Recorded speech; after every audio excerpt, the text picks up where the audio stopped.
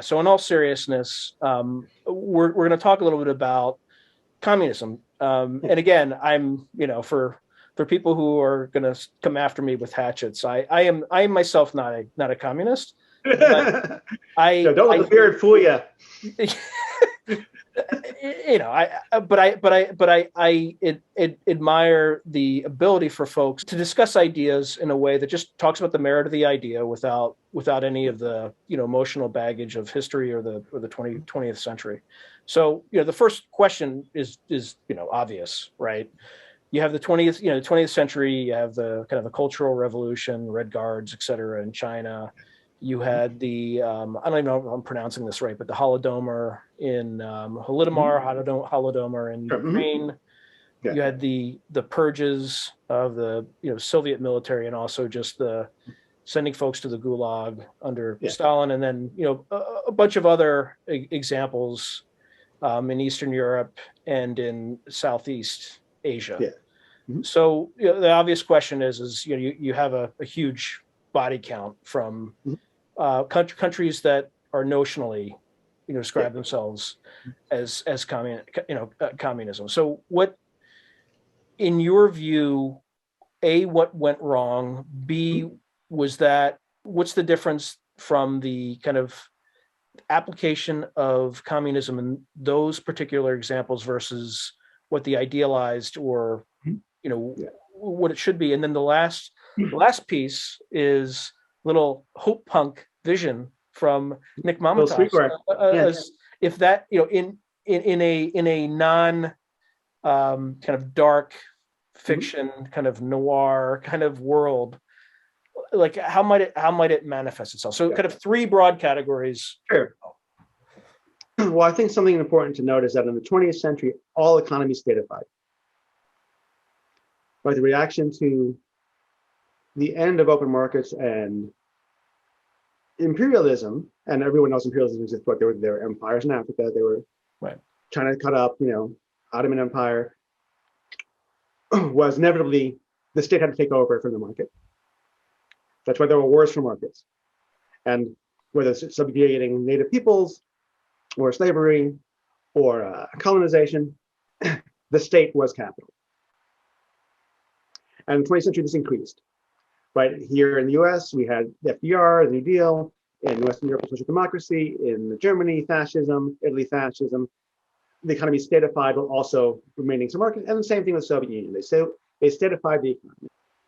The problem is that states are very blunt. Mm-hmm. And yes, millions of people died under Stalin, under Mao. So too did millions of people die under Churchill. They just happened to be in India. Right? Part of the empire, and there were engineered famines in India, and here in the U.S., of course, there was genocide of Native Americans, slavery. Well, look, there's the Irish potato famine back in the going back. Oh yeah, sure, there you go. I'm going back a century earlier, but that was engineered too, right? And that's and also imperial exercise to do so. So these things are not unique to communism. Now I'm saying they're good. I'm not saying that capitalism. I'm not saying that the United States in 1955 is just as bad as USSR in 1955, because it's not. But when the state is around and you need the state for capital, this is going to happen. So my vision comes to getting into both the state and capital. I don't seek to expand the state, right? The Marxist idea is, or the Leninist idea is, first we'll have the dictatorship of the proletariat, meaning they would take over the state and alter the state. And then when the contradictions between classes vanished, the state would itself vanish. That last part doesn't happen unless you have a particularly anti-statist politics. And my hope is, where my hope punk comes from, an alternative set of histories that we see across the 20th century too. So I'm Greek, and the Nazis, of course, invaded Greece, and it took them longer than they thought to take over Greece. That is one reason why Germany lost the Second World War, because they had a whole division tied up in Greece, delaying the invasion of Russia by 6 weeks. Hitting Russian winter, things went to shit. So, but who kept fighting in Greece? The Greek resistance was primarily communist. Same thing with the Spanish Civil War. It was primarily communist and anarchist fighting for the Republican values in the Spanish Civil War against fascism. And afterward, in Greece anyway, Stalin turned on them. And Churchill's turned on them. They said, oh, you're heroes, you're great, you did it, you beat Hitler. Now we flip the coin. Churchill's in charge. He goes in there and says, okay, treat the Greek resistance like they were the enemy, like they were the Nazis. They are enemy invaders, even though they were the native, people of Greece. And the island from which my parents are from was a place of exile, essentially a large concentration camp. What island was that, by the way? Icaria. So the legend of Icaros? Mm-hmm. He landed after his wings melted on Icaria or right offshore. That is the myth. And you may also know, if you follow kind of woo-woo bullshit news, it's a blue zone where people live forever because they drink wine and have sage tea that helps them shit. And it's radioactive. The island's actually heavily radioactive, but in a good way, in that you get a few more mutations. And why is it radioactive? It's volcanic. It has like radioactive hot springs, that kind of thing. It's not like a bomb dropping. It's just that natural radioactivity. So not a pleasant place. Although if you're from there, it's really nice. And we talked about, maybe we talked about this off air, but I also helped translate a book called Gwangju Diary. Gwangju is a town in South Korea. South Korea, as an example of non-communist development, was entirely operated by military dictators since the end of the Korean War. U.S. backed. Of course, the U.S. Has co-command of the South Korean military, not just in the DMZ, but throughout.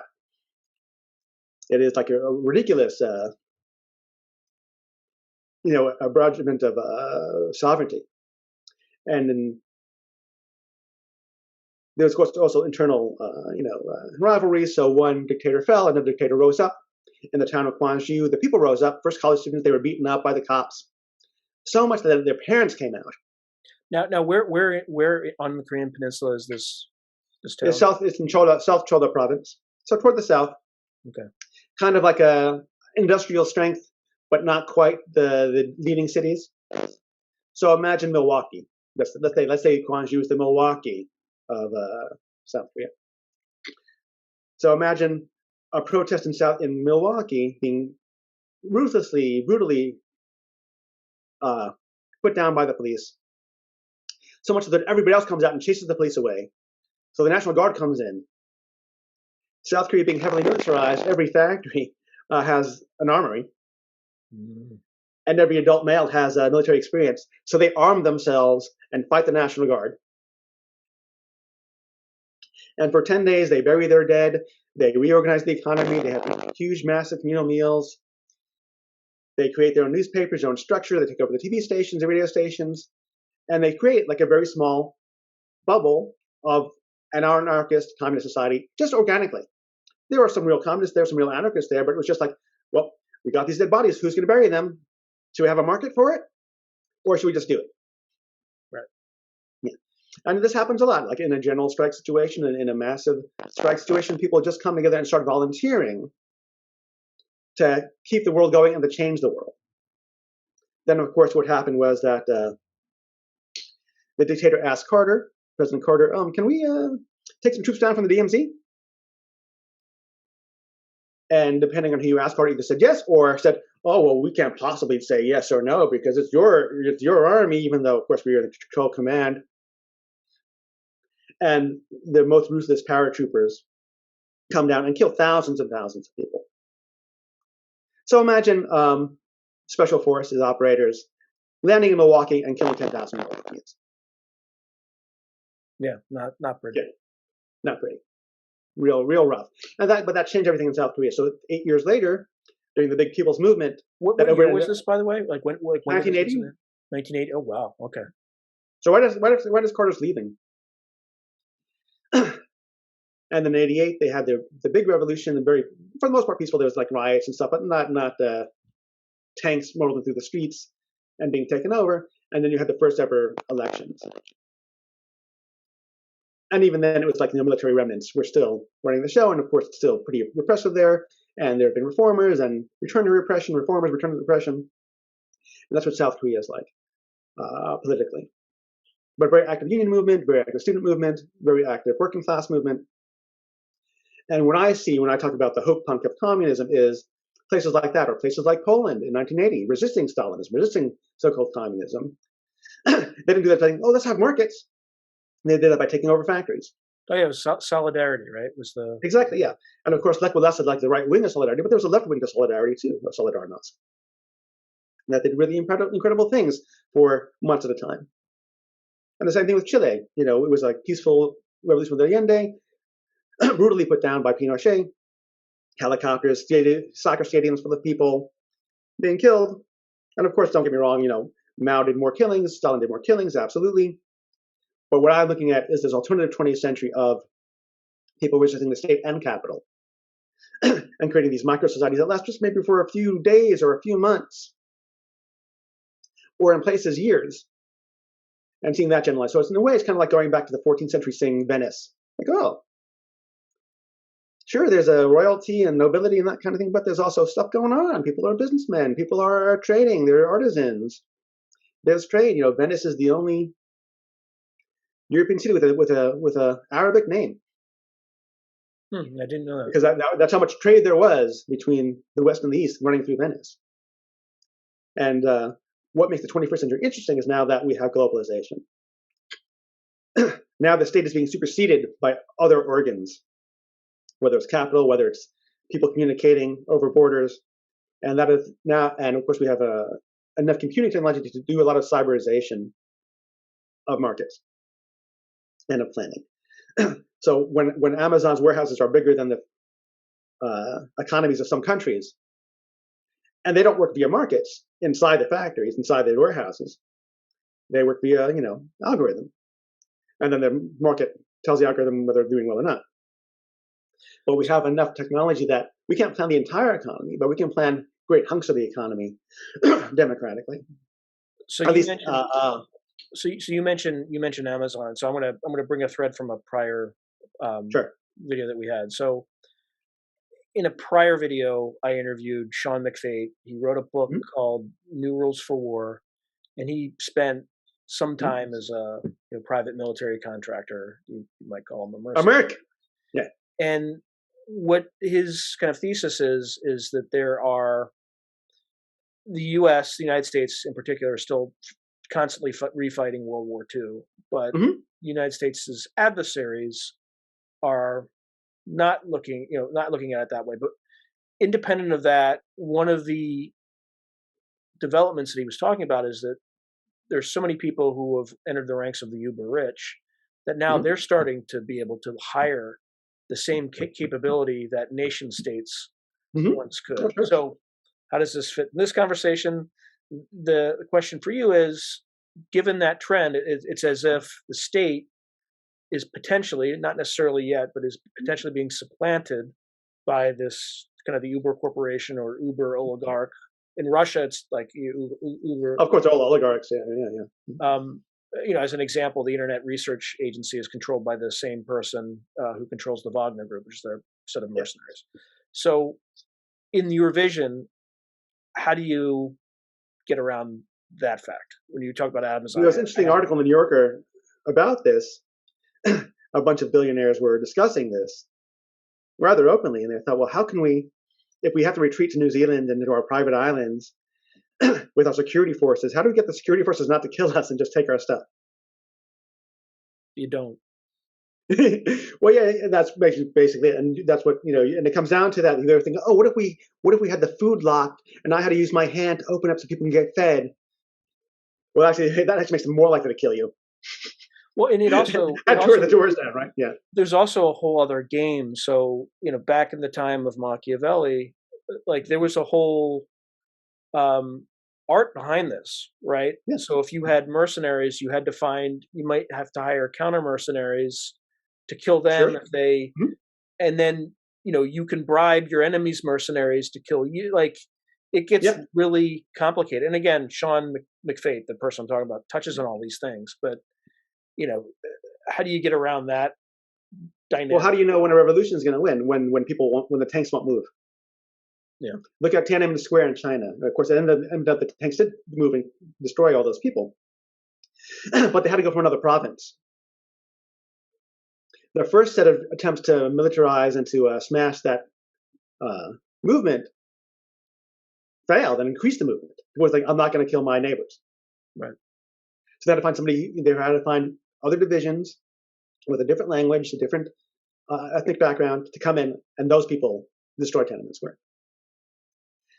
And the same thing happens all the time. Like why did the Berlin Wall fall? With all the military they had and all the things, forget it. We're not doing it.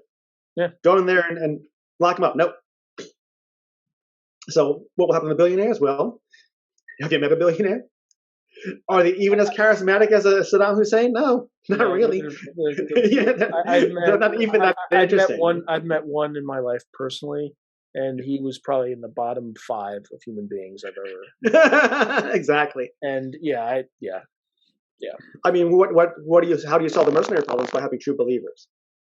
So what do the Islamic terrorists do? They get some 17-year-old kids like, oh, you're the best kid. You're just being held down. Oh, I am great. And they fool them. And the same thing with many militaries. Like, do you want to be a strong man? Do you want to be this? Yeah, I do. Great. We're going to teach you how to wake up at 5 a.m. and make it to bed. And maybe you ride a tank, but maybe you're going to be playing the trumpet, or maybe taking photos at the base for ID cards. But we sell them something else. We sell them a spectacle of being part of something greater than themselves. Mercenaries don't have that. They think, oh, I'm here for the bucks. I'm here for this sort of thing. And of course, whatever personal reasons they have and ability to use your skills might be truncated otherwise. So true believers, and my interest is in how these change rapidly and right away. So if you look at Iran in the early 70s, they had wine industry. They had miniskirts. They had disco. And then like that, faster than anybody could have imagined. And there was a fight too. I mean, there was a strong left in Iran that was to help the Shah help destroy, and maybe he shouldn't have, because then he could have had an ally, or he could have been supplanted by people who were nicer than the Ayatollahs and the mullahs. So part of my writing is not putting out any particular idea, but the idea of ideas. Metafiction. That, hey, not everything's what you think. And here are some other things that have happened in the past that you can contemplate and retake for yourself and make decisions about. Well, even watching the collapse is not the right word, but the massive weakening in the power of kind of the mainstream media. Yeah. Right. But part of it is influence. So Washington Post, right? Owned by Jeff Bezos. That's right. And how many editorials are about, hey, billionaires are great. Don't tax them. Yeah. So even and papers are always like this. Like we live in the Bay Area. The Hearst fortune is from the SF Chronicle and all his papers that he owned. He created a war. He wanted a war, and he made one. Yeah, yellow journalism, right? That's right. All that way back in the So it's. But the plus side now is that even though we have the Post and the Times, we also have ourselves. Every tweet's a press release. Every Facebook post is a white paper. And of course, we have people who are saying that, JFK's coming back to Dallas. You'll see the numerology fits. So we got a lot of garbage and trash, which is why it's important to be educated and know how things go. So part of why I recommend books like The Second Shooter is that it kind of inoculates you against certain things. Yeah, and that's the other thing too. There's so much media now that you have to be. I've found even again myself, if I really want to know what's going on, I'll call somebody who's closest to it, and then most of the time they'll corroborate the majority of things are being reported, but there'll also be times when it just it's not what's really happening. And I just recommend, like, if you read an article, think about the article and how it would have been written before the internet. Yeah. Would there have been one source or two sources? Or more. Would the headline have been generated for clicks, or would it have been generated for a summary? Who said what when? This kind of stuff. In the old days, it used to be, listen, some person said this happened, and another person said, much of this happened, but now it's just, oh, here's the tweet we found, and that's an article. And so you're down to one source journalism, and you're down to everyone's press releases being journalism, and everyone's random thought being a press release. As an example, so extremely chaotic. As an example, look at the title of this segment. Yeah, exactly. And the beginning of this segment is, this is we're talking about ideas, right? Yeah, and that's my exactly head floating down next to Stalin's. That means something, right? Right. So how would you see this playing out if it were to play out, right? If it's obviously a bottoms up movement that you're talking about, and back in the 20th century, you really didn't have.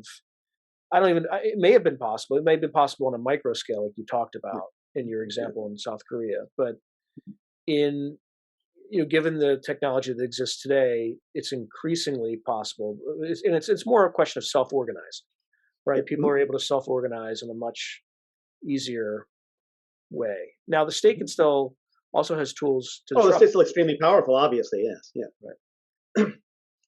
So it would have to be necessarily an anti-statist as well as an anti-capital accumulation movement. But I think objectively, we can do much of it now with current AI and current communication networks, except of course that the state owns many of them. So it'll involve a lot more suspicion of the state, without that becoming a reactionary suspicion of the state. We're saying, well, like the vaccines, right? These vaccines are actually fine. They're not experimental. Experimental is just something that is put on as a list of things, and then it moves to another list. We know it's not experimental because it is the same vaccine with one little change from the SARS vaccine that was developed years ago. Have you seen SARS around lately? Nope. No, there's your live laboratory experiment that the vaccines work. Because SARS was a menace, and the vaccine came quickly and before it spread, and now we don't think about SARS anymore. It's like not even an old joke. That SARS was very similar. It's like, oh, it's killing people, but it's also mostly, for the most part, you lie down, you get sick, and you get back up. COVID is kind of the same, except it spread too quickly, and there's too much suspicion of vaccines across the U.S. and even across the world. And 50 years ago when the polio vaccine came out and that kind of thing, nobody thought, oh, fuck that. No, I'm not getting a polio vaccine. I'll take my chances. Oh, everybody, you couldn't keep them out of the hospital to get the polio vaccine. They loved it. And of course, there are many things the state messed up here. Oh, don't wear masks. They don't work. Oh, I guess we do masks. Oh, you found a test for COVID. Don't use it. Yeah. You found something. You found a treatment that works for some people. Don't publicize that. Like, we'll deplatform you for that. Mm-hmm. And some of the stuff was kooky. Some of the stuff was kooky, crazy stuff that was dangerous. But it's very clear that the generation in power doesn't really understand that, in a crisis, credibility is everything. Yeah. Right. Exactly. As an example, we'll take your first example with Fauci, right? At the very beginning, he said, "Oh, you don't really have to." And my understanding, and correct me if I'm wrong, is that there was basically a run on the bank on all the PPE for medical professionals. Yeah, and he was kind of downplaying that so that there would be enough for them. And the problem with a health crisis like this is you only get one chance to tell the truth. That's right. Right, and after that, And it's really the Surgeon General as well. And they really just should have just said, we need these masks for doctors. You know what? Do anything. You got a scarf, wear a scarf. You got a mask from the wildfires out here in California, wear that mask. But don't just go, oh, mask, mask. Yeah, and it's just, it's... And people did do it, and people did anyway. Like every Etsy store started selling masks. People said, oh, I do need a mask. And they found some version of a mask, whether it was a bandana they had, or an old mask they had, or desperately trying to make their own masks. And people were very good at making masks too. And the same thing with cancellations. Here in the Bay Area, people were canceling things long before the shutdown happened. Right. Into February, like, oh, let's cancel this, let's cancel this, let's not take a chance. So people are relatively intelligent, and for the most part will do things unless somehow the world is poisoned, and now everything is so suspicious. Oh, there's no COVID, it's a planetemic, it's a fake-edemic. Jesus is my vaccine. Speaking of the God who's brought down so many plagues. I promise there's so much terror. What's one of the 4 horsemen again? Pestilence? Yeah, and again, it's and then there are some people who took it so far, so far where they're still, like, you'll go out for a hike and they're still wearing masks in an empty park. Yeah, right. Like, so there's a certain personality type that was just completely traumatized by the experience, and which is fine. Like, if you want to wear a mask, right, like in the park, it's not hurting anybody to wear a mask, so you may as well. But there's only people who are like, I'm wearing a mask to show that I care about people. Really, I'm wearing a mask so I don't give anybody COVID in case I have it. Yeah. So it was an interesting experience, but it definitely, my worry is the way that government handled this epidemic is the next time something that's a little bit more virulent comes out, the responses, and it didn't help that leaders were not practicing what they were preaching. Like that also irritated me to no end. Right. Mm-hmm. So, and anyway, like Newsom or Boris Johnson in the UK, having Christmas parties. Ted Cruz did the same thing. He flew to, where did he fly to? He flew to like Mexico. Like this is like an equal opportunity, like, politicians. So anyway, so in that sort of environment, how does it take root? Is it going to? Well, actually, the one thing I didn't talk about is, what about private property, my friend? How does this fit into? There's a distinction between private property and personal property. Okay, your house is personal property. A factory is private property, and a factory has no use if there's nobody in it making stuff, or an office has no use if there's nobody in stuff making stuff. So when economies collapsed, like Argentina's economy collapsed some years ago, and the response was in some cities was, we know we're going to take over the factory. The factory had a value, according to the banks, of 0 because they locked it up and there's no one to use it. But the workers just popped things open, took it over, and started it back up. Same thing in Greece. We had a huge economic collapse, very big tourism economy. All these hotels were empty. People started taking over the hotels, and they used them for everything from medical clinics, housing for homeless people, housing for refugees, supplanting and improving upon the state function. By having a function that is like a state, but without the needs of the state. What is the state for? The state is for the accumulation of capital. You can't accumulate too much capital without a state. So the state is for that. People create states so that they can accumulate capital. Now, is there a role for the state? Truncated. Like, there'll still be sewer systems. You can't just say, oh, come on, let's go dig a sewer. You have to have expertise. Right. You have the tragedy of the commons too. Like, I'm not. They can do it. I don't want to deal with it. Or even worse is like, I'm gonna do it. Do you know how? No. I don't know anything. Yeah. But here I go. If I dream it, it'll come true. It'll work. Exactly. Yeah. Okay, so there'll be a role for governance, which is different than a state. People often use the example of a conductor at an orchestra. Right? The conductor doesn't have a gun saying, you better play that note.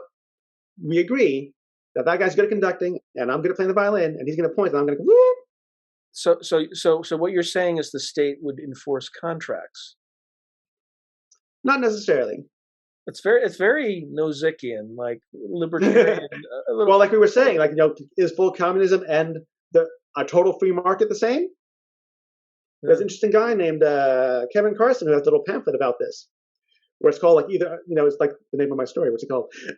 The free market as full communism, or full communism as the free market. It's one of those two things. Just Google it; it'll pop up. Okay, so you're kind of saying it's so far left that it goes to the right, but I'm just saying that the economic. It boils down to what you look at. Yeah. Like, is the family a contract? Is your marriage a contract? On some level, it is. No. But of course, there were marriages long before there were contracts. There are parent companies and families long before there were contracts. Now, because we live in a capital world, we think, oh, you're getting your allowance, do your chores. You do this, I do that. We both have a vow, a promise. In Greek Orthodoxy and ancient kind of Christianity, there's no vows in a marriage. There's no promises. And the vow and the ceremony is, hey, God, are these two married or not? Let's just say you said yes. You're married. There's not even a moment where you get married inside the Greek Orthodox thing. And this is very ancient. Now, of course, more modern marriage ceremonies have, do you promise this and this? Do you have your list? I've got my list. Okay, we're agreed. It's like a merger between two people. So you're telling me there's... And so those things change. Well, those things will change as the economy, the underlying economy changes. Now, do you think once you change the underlying economy, there's also associated social change that... I mean, that's trivially true. Trivially so. Here's one quick thing, the birth control pill. Do people start fucking before marriage a lot more after the birth control pill? Yep. But they have was the pill sold that way? It's like, hey, here's birth control pill. Now it's time, everybody. No, that wasn't how it sold. It just happened. Yeah. And then also the birth rate in kind of the more developed countries has gone way down. It actually might be a problem. There might be too few people. In Japan, it's certainly a problem, yeah. Oh, and same thing with China. Same thing. And it will be an issue for the United States because we're not, these developed countries are not having as many. No, in Russia, I think the men die at like on average at like age 45 because they're drinking vodka. I shouldn't stereotype, but immigration and declining borders. We get rid of the state, we get rid of borders. Things can be rejigged pretty, not easily, but pretty fundamentally. Thank you very much, Nick, for taking time out of your busy schedule. I'm looking forward. I'm watching wrestling on TV. Yeah, that's my busy schedule. Oh, is that what's 9:30? Yeah. It's the main event coming. All right. I will soon, and this will be posted in the next few. All right, fantastic. Thanks. I'm Thank you looking very forward much, to it. Take care. You too. Okay. Bye-bye.